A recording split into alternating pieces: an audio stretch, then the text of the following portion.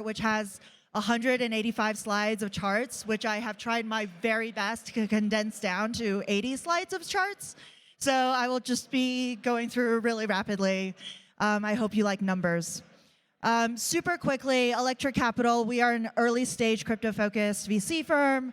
That's us. We have actually, this is not, this is just a sampling of, this is just our team who contributes to the developer report, but we actually have over 300 contributors that make the data possible, which is really incredible. Our team is 70% engineers, and it's our thesis that the number of developers in the space is one of the most fundamental measures of what's actually happening in crypto, and the momentum of what is exactly happening in crypto.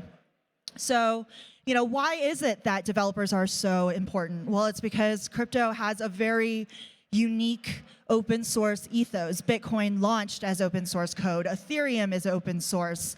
Crypto is the only emerging industry that's growing so fast, and yet most of it is transparent. At its peak, it was a $3 trillion industry. Most of the most important code is public.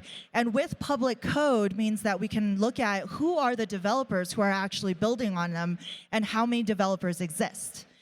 So in order to put this report together, we analyzed over 200 million code commits that are all open source crypto code.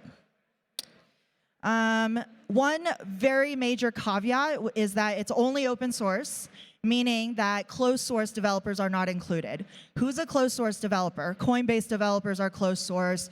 Magic Eden, OpenSea, Blur, all closed source developers. A lot of games have closed source developers, so none of those developers will be in the numbers that you're going to see. Okay, anyways, without further ado, let's go through the 80-something charts that I have. We're 14 years into the creation of open source crypto. So this is Satoshi's original forum post where he talked about the open source. He open sourced the C++ code for Bitcoin, encouraged everyone to run a node, to take a look at it. And since then, what's happened in the crypto space? It took us 7 years from when Ethereum launched to when Bitcoin launched to when Ethereum launched, to get to 1,000 monthly active developers. A monthly active developer is a developer who commits code in a 28-day period. So it took us 7 years to get to 1,000 monthly active developers. What's happened since then is that in the second 7 years that crypto has been around, we actually added 22,000 more monthly active developers, which is absolutely incredible. And we are by the end of December 2022, we're at 23,343 monthly active developers in crypto. Over the course of 2022, we grew monthly active developers by 5%. And a lot of people are very curious how developers respond to market cycles. So the blue line is the number of monthly active developers in crypto, and the gray line is crypto network value. What you can see very clearly here is that monthly active developers increase alongside market prices in a market cycle. So in this 2017-2018 period, you can see developers' prices increasing and developers increasing. Similarly here in the 2021 and 2022 period, you can see developers increasing and prices increasing together. But I think the interesting thing is what happens after that. As prices increased in the last market cycle, we actually gained more than 8,000 monthly active developers. So that by this kind of developer peak, we had just over 10,000 monthly active open source developers working in crypto. And this time around, we started from that 10,000 number, and the developer all-time high happened June of 2022, which is just a little bit after Terra's collapse. And that was 26,323 monthly active developers. This means that since the last developer peak to the 2022 developer peak, we increased monthly active open source developers by 141%. So here's what I think is really the actual fascinating kernel here, which is that developers actually stay even when network values are down. Yes, developers do come in when prices come in, but developers do not leave when prices are depressed. And you can see this very clearly here, right? In this, as we all probably very viscerally experienced, when prices fell more than 70%, developers fell only 11%. And that's how we keep accruing these developers over time. And in the last cycle, it was actually, prices actually fell more than 90% in this cycle over here, and developers stayed flat.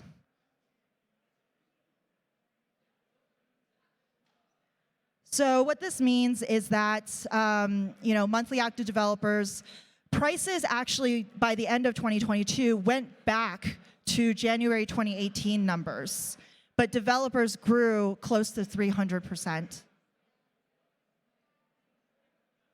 Okay, so that was an overview of developers. Now let's talk about new developers. How many new developers are actually entering crypto?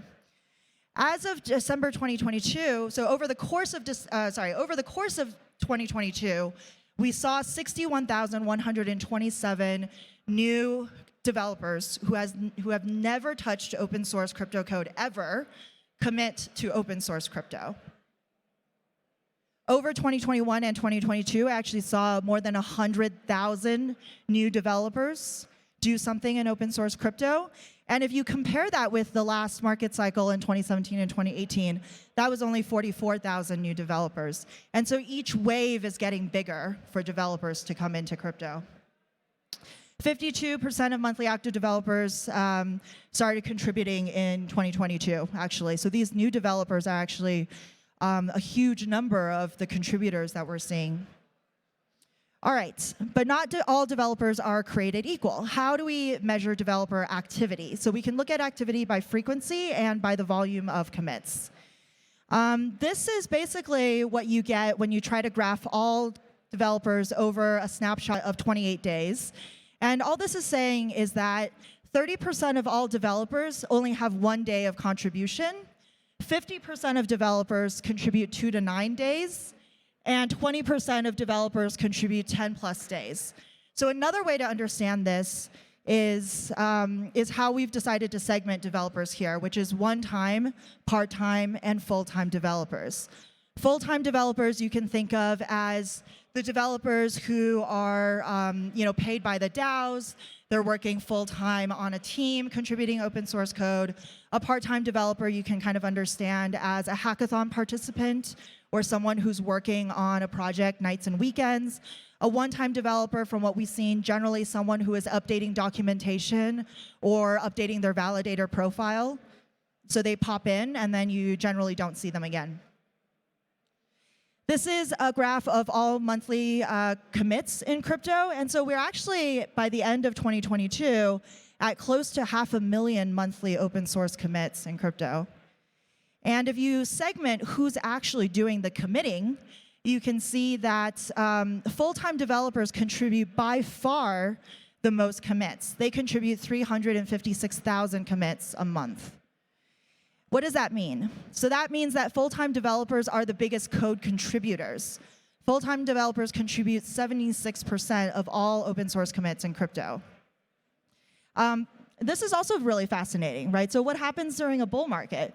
During a bull market, you can see the orange section actually pushing into the blue section, which means that part-time developers are contributing more of the share of the code in bull markets. So again, think about super well-attended hackathons. That's kind of the phenomenon we're seeing during those eras. All right, so what happens if we apply this frequency-based segmentation to developers in 2022? We can see that we can kind of translate what it means when we say developers increase 5% over 2022. We can actually basically break this chart down into full-time, part-time, and one-time developers. And if we were to do that, we can start to understand where that 5% came from. So over the course of 2022, we grew full-time developers by 8% and part-time developers by 7%. And what does it mean when we say, developers reached an all-time high in June of 2022 and fell 11%? Can we understand who are the developers who left? So if we apply that segmentation, we can see that the developers who left were mostly one-time and part-time developers. Full-time developers, we also saw a decrease, but not as dramatic. All right, now let's go into some retention numbers. When we say that 100,000 new developers came into the space across 2021 and 2022, why don't we have 100,000 developers working monthly? Well, it's because a lot of them churn. So this is one way to look at retention, where basically every little box here is the weekly cohort, and we can see retention over time. This is full-time developer retention. And the next thing we can see, oh, sorry, these are monthly cohorts. Excuse me. So this is full-time developer retention on the your left-hand side, and then total developer retention on the right-hand side. And so what you can see here is a huge difference in retention. Full-time developers are much more retentive than other categories of developers. How active were the developers who left? 95% of all developers who churned were one-time and part-time developers. And 5% of churn came from full-time developers. So this is significant because full-time developers contribute close to 80% of the code. So we don't want to see full-time developers leaving. And in fact, that is basically what we see, is that once you're a full-time developer, you tend to be very sticky, and you tend to stay in the space. All right, Ethereum. Ethereum is the biggest open source crypto community in crypto. I'm just going to check how I'm doing on time. OK. We are the biggest open source community in crypto. How is Ethereum doing? Ethereum grew 5% over 2022. If you look at full-time, one-time, and part-time, similarly, full-time saw the most growth. And since all-time high, June of 2022, Ethereum saw a 16% decrease in monthly active open source developers. And if we were to try to understand what that 16% what that 16% means, we can see that most of the developer losses, again, comes from one-time and part-time developers. 14,691 new Ethereum developers entered the space in 2022, which is an all-time high for Ethereum. And every single month, there are about 800 new developers who are kind of minted into the Ethereum ecosystem. And if you were to compare new developers who come into crypto overall, Ethereum accounts for 16% of all new developers in crypto. This means that any new developer, like 16% of all new developers who contribute open source code to crypto, contribute into the Ethereum ecosystem. All right, EVM. EVM has obviously emerged as a core technology, and we're seeing a lot of EVM-compatible layer 1s and layer 2s. How's that doing? Also a 5% increase over the course of 2022, such that there are 8,390 open source developers across all EVM ecosystems. And if we were to kind of break out Ethereum, you can see that actually Ethereum has more developers than all other EVM layer 1s and 2s combined, by quite a bit, actually. OK. Across EVM ecosystems, if we just look at the deployers, we can see that most deployers overwhelmingly only deploy to one chain. But the average number of chains that a deployer has actually deployed on has increased over time. And so what this chart is showing us is that although most people still only deploy to one chain in the EVM ecosystem, we're undeniably seeing this trend toward multi-chain. And then how do we kind of account for developers working across multiple chains? This is basically, if you are Sushi, then you're not only building on Optimism, you're also building on Ethereum and other chains. And so within the Optimism ecosystem, you have what are considered primary developers, so developers that are only in the Optimism ecosystem, and then you have multi-chain developers. So this is just a categorization to help us understand the next few slides. So let's compare multi-chain with primary developers. This is for Polygon. So Polygon has much more multi-chain developers than they do primary developers, but primary developers grew 29% over the course of 2022. This is Avalanche. Avalanche actually lost primary developers over the course of 2022, but increased multi-chain developers. And so this is really interesting for the EVM ecosystem. It means that you can have multiple strategies. You don't need to just grow your primary developers. You can also just choose to grow your multi-chain developers as well. This is BNB, or BSC. Are they still known as BSC? OK. Anyways, Binance Smart Chain. Oh, no, they rebranded to BNB. They got rid of the word Binance in there. So primary developers fell by 23%, and multi-chain developers fell by 2%. They now have more multi-chain developers than they do primary developers. This is Celo. Celo lost 19% of primary developers, but they grew their multi-chain developers by 7%. Arbitrum. Arbitrum has 4 times more multi-chain developers than primary developers. Again, that kind of speaks to what it means to be part of the EVM ecosystem. If you're Arbitrum, it just means that you can support a lot of developers, even if you don't have as many primary developers. But that being said, primary developers grew by 38% to a 215 open source monthly active developers. Similar thing for Optimism. Optimism has 5 times more multi-chain developers than primary developers, and primary developers grew 73% over the course of 2022. Okay, 2 minutes. Okay, perfect. A lot of people ask me about, or ask about how developers are actually distributed across the globe. Where are developers based? So this is some of the analysis that we started to put together. I didn't put together this analysis. This is someone on our team called Enrique. Please follow him on Twitter. He's awesome, and he often tweets out data around developers as well. So let's look at first kind of methodology. How do I identify where developers are coming from? So one of the things that we look at is self-reported location. Self-reported location means that this open source developer has chosen to put their location either on their GitHub profiles, or they put it on their Twitter profile, and that Twitter profile is available through their GitHub profile. And so about 1 in 10 open source developers, we can identify some sort of self-reporting around location. And I think I'm just pausing here to say that because we can only see 1 out of 10 open source developers self-reported location, this is a much smaller sample size. And so that's a big caveat, is that, you know, treat these as trend lines. And this is a fairly small sample size overall. Okay, the United States is losing its lead.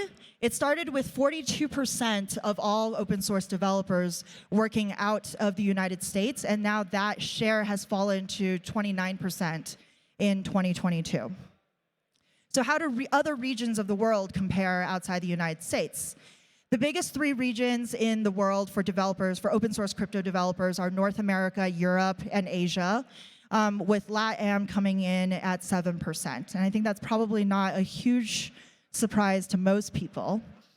We can break it down even further, and this is really interesting. India has roughly the same share of developers as LATAM and Africa combined.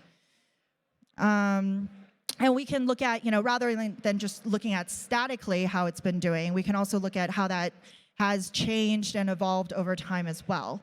So if we look at how kind of the acceleration of developer share across different regions of the world, we can see that Africa grew from almost 0% of open source developers to 5% in 6 years. So very, very rapid growth, although still small absolute numbers.